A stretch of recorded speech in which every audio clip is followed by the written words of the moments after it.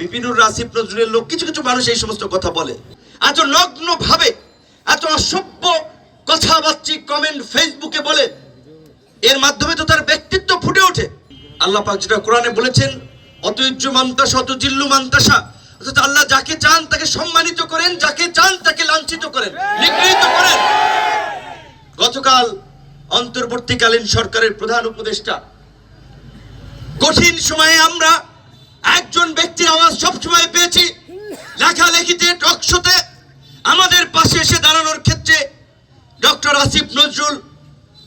অনেকে যদিও বলেন যে সে কি বিপিনুরের লোক বা বিপিনুর আসিফ নজরুলের লোক, কিছু কিছু মানুষ এই সমস্ত কথা বলে, কিন্তু আমরা একটা কথা বলতে পারি, আজকে অনেক বিশ্ববিদ্যালয়ের উপাচার্য, শিক্ষক সমিতির নেতা, বিভিন্ন ধরনের সংগঠন নামে আমরা দোকান দেখতে পাই, কিন্তু যেহেতু মিডিয়া আছে, আশপাশে অনেক মানুষ শুনছেন, এই জন্য এই কথাগুলো বলা।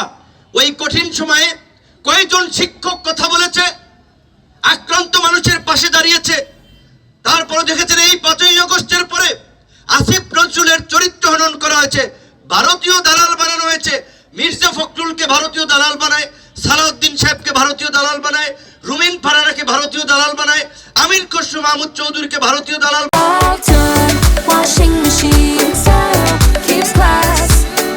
বানায়, আমাদেরকে বানায়, ইসরায়েলের চর বানায়। এরা কারা? 5ই আগস্টের পূর্বে অনেকে আমাদের পক্ষে ছিল, সরকার বিরোধী কথাবার্তা ভিডিও বক্তব্য দিয়েছে, তাই আমরা তাদেরকে অন করেছি, লাইক ম্যান্ডেট মনে করেছি। কিন্তু এই কালপ্রিট গুলো নির্বাচনকে সামনে রেখে কিংবা গত 15 মাসে দেখেছেন দেশের মধ্যে নানান ধরনের মব ভায়োলেন্স করে বাংলাদেশকে একটি অস্থিতিশীল রাষ্ট্র হিসেবে বিশ্বের কাছে পরিচয় করিয়ে দিতে, রাজনৈতিক ফায়দা নিতে নানান ভাবে আমাদের জুলাইয়ের মধ্যে দিয়ে যে ঐক্য তৈরি হয়েছিল, সেই ঐক্য নষ্ট করার চেষ্টা করেছে, বিভেদ বিদ্বেষ ছড়িয়ে একটা অসহিষ্ণু সমাজ এবং ব্যবস্থা তৈরি করার চেষ্টা করেছে। আজকে যদি সোশ্যাল মিডিয়ায় যান, শিশু বৃদ্ধ ফেসবুক ব্যবহার করে, আপনার মতের সাথে কারো মত মিলতে নাও পারে। আমি গণ অধিকার করি, আরেকজনে বিএনপি, আরেকজনে জামাত ইসলাম চরমোনাই, কিন্তু দেখবেন কিছু কিছু মানুষ এত নগ্ন ভাবে এত অসভ্য কথাবার্তা কমেন্ট ফেসবুকে বলে, এর মাধ্যমে তো তার ব্যক্তিত্ব ফুটে ওঠে।